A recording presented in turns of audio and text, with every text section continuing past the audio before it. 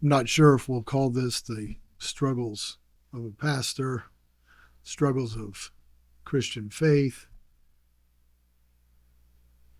but clearly most people who have any experience with the Bible have discovered that there are times in which we read passages and the meaning seems clear enough, almost simple. And I think in many ways, Jesus' teachings were meant to be simple, though we understand that at the same time, they are very complex and often very difficult to actually follow. I think most people are familiar with a well-known parable from the Gospel of Luke in the 10th chapter. On one occasion, an expert in the law stood up to test Jesus. "Teacher," he asked, "what must I do to inherit eternal life?" Jesus asked, "Well, what is written in the law? How do you read it?" He answered, "Love the Lord your God with all your heart, with all your soul, and with all your strength, and with all your mind, and love your neighbor as yourself." Quoting from the Old Testament, from the law. "You have answered correctly," Jesus replied. "Now do it, and you will live." But he wanted to justify himself, so he asked Jesus, "And just who is my neighbor?" In reply, Jesus told a story. A man was going down from Jerusalem to Jericho when he was attacked by robbers. They stripped him of his clothes, beat him, and went away, leaving him half dead. A priest happened to be going down the same road, and when he saw the man, he passed by on the other side. So too a Levite, a priest, when he came to the place and saw him, passed by on the other side. But a Samaritan, as he traveled, came where the man was, and when he saw him, he took pity on him. He went to him and bandaged his wounds, pouring on oil and wine. Then he put the man on his own donkey, brought him to an inn, and took care of him. The next day he took out 2 denarii and gave them to the innkeeper. "Look after him," he said, "and when I return, I will reimburse you for any extra expense you may have." "Which of these 3," Jesus asked, "do you think was a neighbor to the man who fell into the hands of robbers?" The expert in the law replied, "The one who had mercy on him." Jesus told him, "Go and do likewise."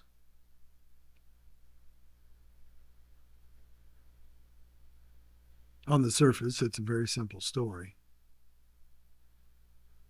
Certainly, we can dig deeper and look at the context and the history between Jews and Samaritans.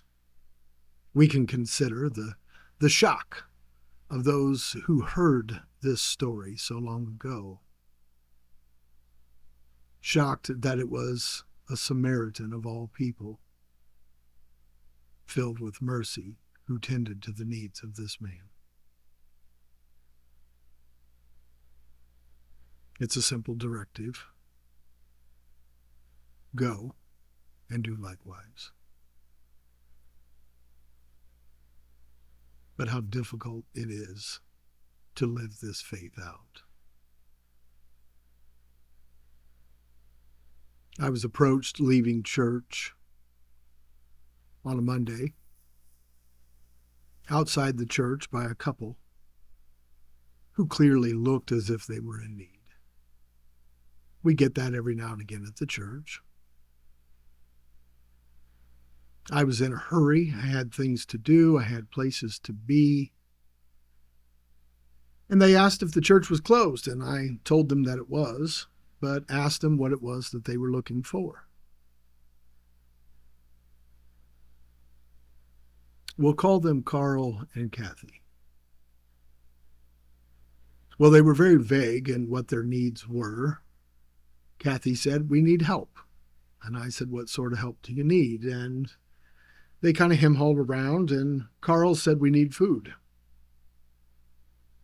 Now, in small town Indiana, we get people who are in need, of course. And so we have a local food pantry, and I explained to them about the food pantry and that they could go there and get food. But I told them I was not certain of the hours of the food pantry, and I directed them where to go. Didn't think too much of it. They thanked me, and I went about my day. Didn't think a thing about Carl and Cathy that evening. Tuesday morning,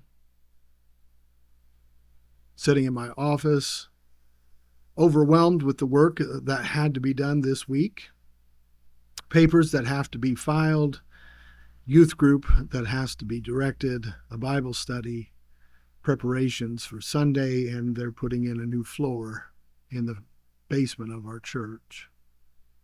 Overwhelmed with the things that had to be done, my secretary informs me that there are two people who would like to meet with me and escorts them into my office. To my surprise, it was once again Carl and Cathy. Cathy informed me that she had been on the phone with many people that day looking for assistance, and one of them had informed them that our church had a clothing closet, which we do not. Carl informed me that the night before, they had attempted to escape the rain and the chill and had slept in the bathrooms at the local park. He asked if we at least had blankets. It just so happened that we had a recent fire next door and had brought people into the church at 3 a.m, and I had announced that we should have some blankets on hand here at the church, and that Sunday someone had brought in an armload of blankets. So I gladly told them help themselves to the blankets, gave them a trash bag because it was raining to try and keep their blankets dry, and asked them what their other needs were. And Carl once again said that they needed food. I asked them if they'd eaten yet that day, and they said they had. And my office is always filled with snacks for the youth, and so I loaded them up with snacks and made a few phone calls and sent them to a couple of places that they might be able to find some clothing. I gave them my cell number and told them that I would do some checking and would get back with them. If I'm honest, all the while, in my mind, I'm judging them. Are they really in need? Is this a scam? What have they done to deserve the situation that they're in? I recognized this judgment and tried to suppress it. But like all of us, we tend to judge people very quickly. I was informed that they did not have a car, which surprised me, and that they were new to the community. Carl had worked at a local industry up until late winter and had moved to Dayton, Ohio for a time. They had traveled to Columbus and then found their way to Batesville, Indiana. So I told them to check the places I'd told them I would do some checking. I called the next town, and they had informed me they were considering moving on to the next town about 15 miles away. It's about twice the size of Batesville, and they thought maybe there would be more resources available. So I did some checking and was not surprised to discover that the resources were extremely limited even in the next town. So I told them I had some things to get done and I would check these resources and I would give them a call after 3 o'clock that afternoon. So about 3:30, I called them and they had been unsuccessful. My checking had discovered that there were a few things in Greensburg, and so I informed them of what was available there and asked them what their plan was, and they said they thought they were going to move on to Greensburg. In their possession was one single backpack that Carl wore on his back. They informed me that in Columbus, Ohio, They had taken all of their belongings and hid them behind a fence under some brush and had gone to a local gas station to try and clean up. They were gone about 20 minutes. When they came back, all of their belongings were gone, except the single backpack that they had. The clothes, the socks, the underwear that they wore for the last 9 days were all that they possessed.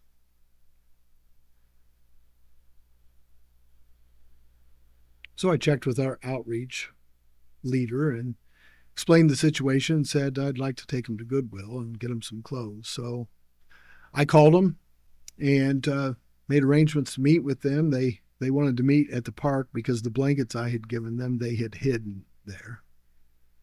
So I picked them up where they were, drove them to the park. He climbed up in the rafters and retrieved the blankets, and we went to Goodwill. It's starting to get cold here, and so I encouraged them to pick out a coat each, and they got a few clothes, and Carl came to me and said, "Do you see any socks anywhere?" Not that familiar with Goodwill. I helped him look, and we couldn't find any. And I told him that when we go to the next town, there is a Walmart. We'll stop at Walmart. So we got in the car and drove to Walmart in the next town. They were very hesitant to buy anything. Carl kept looking and trying to find the cheapest items that he could. The 3-pack of socks, and I said, well, here is a 10-pack, get the 10-pack. Cathy leaned over to me in a whisper and said, would it be okay if I bought a razor? Almost ashamed from the look on her face.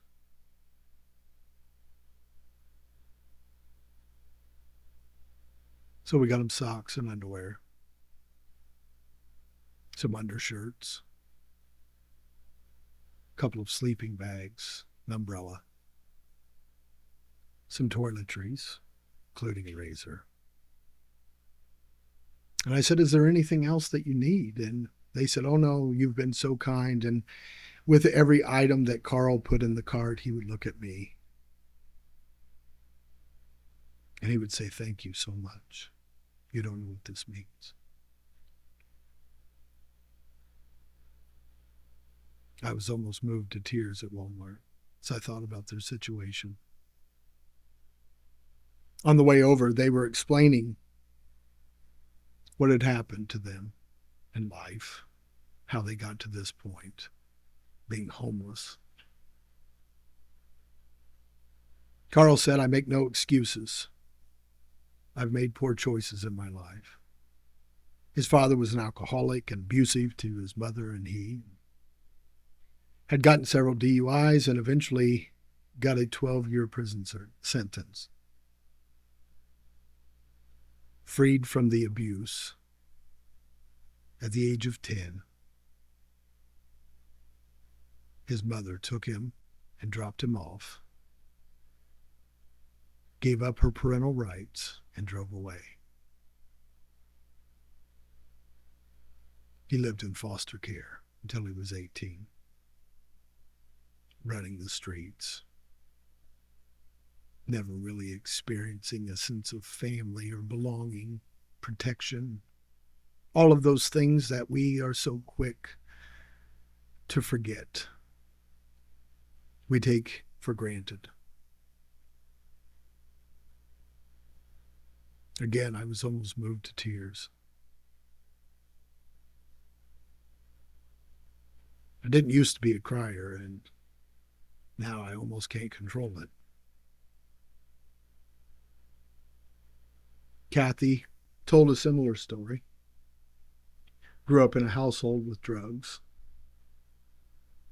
Had a brother that died of an overdose, and when he passed, it impacted the family in such a strong way that her parents said they wanted nothing to do with her. At the age of 18, she walked away. got into drugs herself.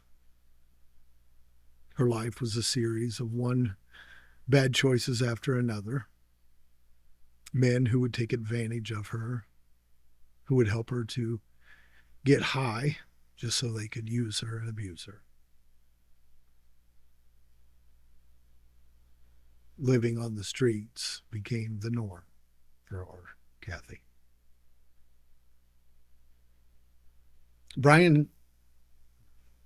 Carl had gotten a job at a local industry. He was doing well. He had worked at several different industries as a welder. But he took to drinking, like his father. He makes no excuses for it. He was surrounded by it, and it took control of his life. He got a second DUI, spent a little time in jail, and decided to go to rehab. His insurance sent him to Dayton, Ohio, to a rehab facility. And after 45 days, they told him good job, and he left with nothing. He moved into a residential living, kind of like a halfway house. They told him for 30 days, he couldn't work, he couldn't go anywhere. But every Monday, $65 was due for rent. He didn't know how this worked. He said that the residential living was in the ghetto part of town, and the drug dealers, being drug dealers, had set up a place in the abandoned home across the street where they would sell drugs, right across from where they knew people were dealing with addiction. Carl said there was no way he was going to be able to live out his sobriety in that situation. So he left and went to Dayton, Ohio, or Columbus, Ohio, where he met Cathy, who was dealing with a similar situation, and the two created a bond. Never having really made strong connections, a connection was made between the two, each promising to support the other. They ended up in Toledo for a time, back to Dayton, lived in the woods outside of town for a time, and eventually found their way to Batesville, Indiana.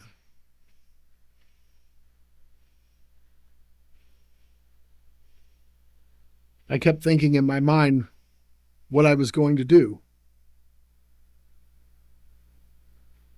I'd done all that I felt like I could. Like the Samaritan, I equipped them, gave them sleeping bags and clothing, and drove them all around Greensburg to familiarize themselves with it and told them the different resources. But in my mind, I kept thinking, I have a heart for animals. And I kept thinking, if I found a dog alone in the woods, I wouldn't take it home and feed it and then take it back to the woods and drop it off. But that's what I was doing to this couple. I drove them to the local park, and there was a roofed little facility there, and they said, this'll be fine. And I just kept apologizing and saying, I wish there was more that I could do. I feel horrible leaving you like this. And tears in my eyes, Cathy put her hand on my arm and said, it's okay. You've helped us. But I didn't feel like I had. I kept thinking if I was Jesus, I would have taken them home to my home. But then I thought of the risks that it posed to my family, and it would be a temporary fix. What would happen next? And I tried to discuss with them their future plans, how they break the cycle. How do you get a job without a car? And how do you get a car without a job? How do you make it to work each day when you're living outside? They said they had each other and they would figure it out.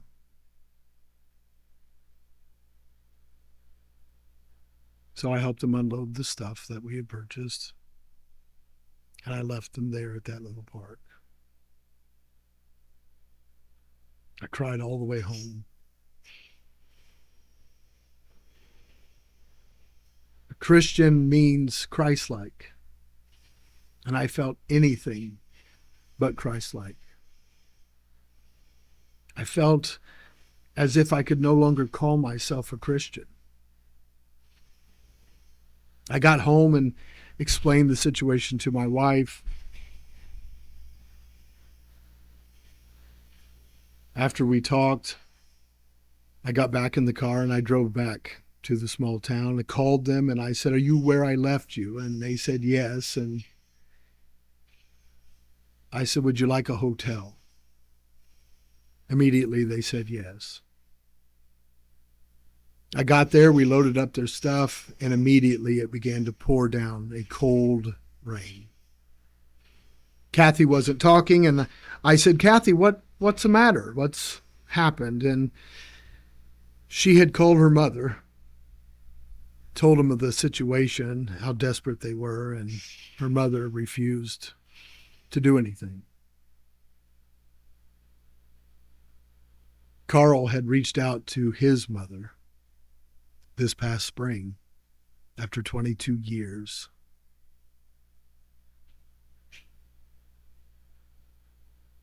He said she acted as if nothing had ever happened, like he was still 10 years old.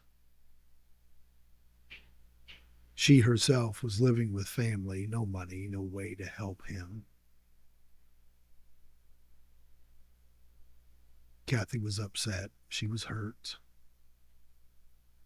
She said, "I've always been alone." And the hopelessness in her voice broke my heart.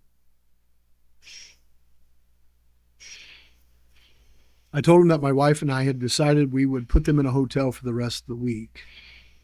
It wouldn't cure everything that they were dealing with, but it would keep them out of the rain, and it would help give them some time to try and figure some things out. I went through an online app and I put the room in Carl's name for fear that what would happen if they tore something up? What would happen if they ran up a bill? So we stopped and I got them some McDonald's. We went to the hotel. Carl went in to check in and he comes back out in the pouring rain. He said they need a credit card and an ID. I hesitantly got out of the car.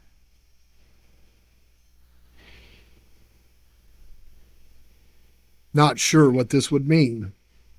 The risk that I was putting my own family at. What if they ran up the bill? What if they tore something up?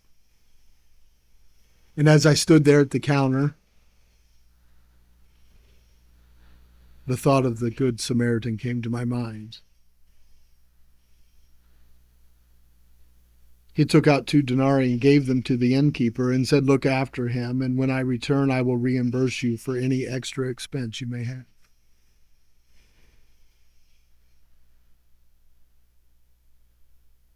Simple enough, but how hard to do.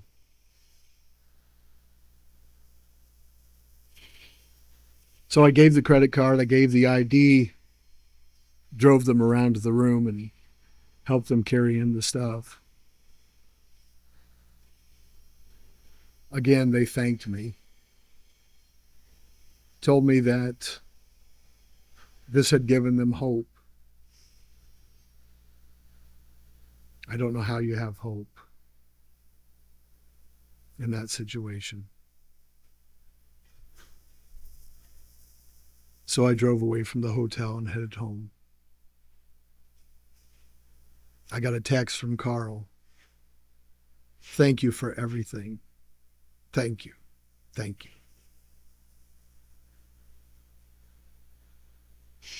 You have helped us out tremendously. If there's anything we can do to pay you back, we will. I text Carl back. I encouraged him to live a good life and to find joy. That will be payment enough. He assured me that they have every intention of trying to live a good life and to get back on track.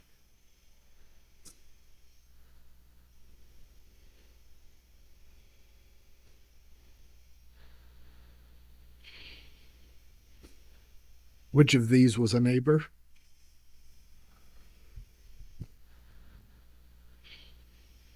The one who had mercy.